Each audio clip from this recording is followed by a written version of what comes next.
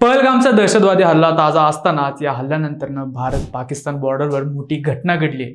पाकिस्तान रेंजर्सनी डोळ्यावर पट्टी बांधलेल्या जवानाचा फोटो प्रसिद्ध केल्याचं वृत्त आहे। तो डोळ्यावर पट्टी बांधलेला जवान कोण आहे आणि त्याला का पाकिस्तान रेंजर्सनी ताब्यात घेतलं, या सगळ्या घडामोडींचा आढावा घेऊया आजच्या या व्हिडिओमधून। नमस्कार, मी श्रेयरी धुमाळ, आपण बघताय बोल बिंदास।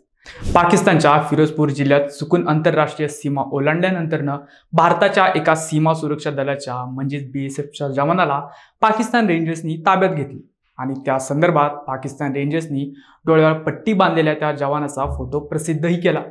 याच भारतीय जवानाबद्दल जाणून घेऊया। PK सिंग असं त्या BSF जवानाचं नाव आहे। मूळचा पश्चिम बंगालमधील हुगळी जिल्ह्यातील, पण त्याची नुकतीच बदली झाली होती। जळोके चौकीवर 2 BSF जवान तैनात होते।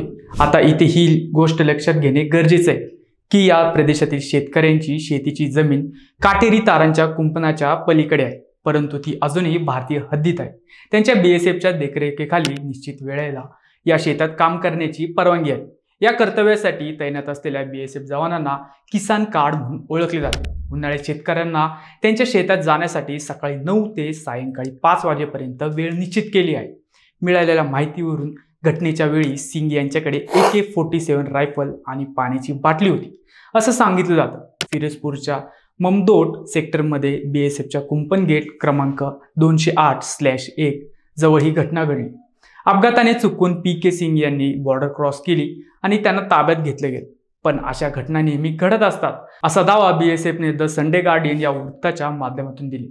अपघाताने नागरिक किंवा जवान सीमापार जाण्याच्या घटना घडत असतात। भारताकडूनही पाकिस्तानी नागरिकांना आवश्यक प्रक्रिया करून परत पाठवले जाते असंही BSFच्या अधिकाऱ्यांना म्हटलं आहे।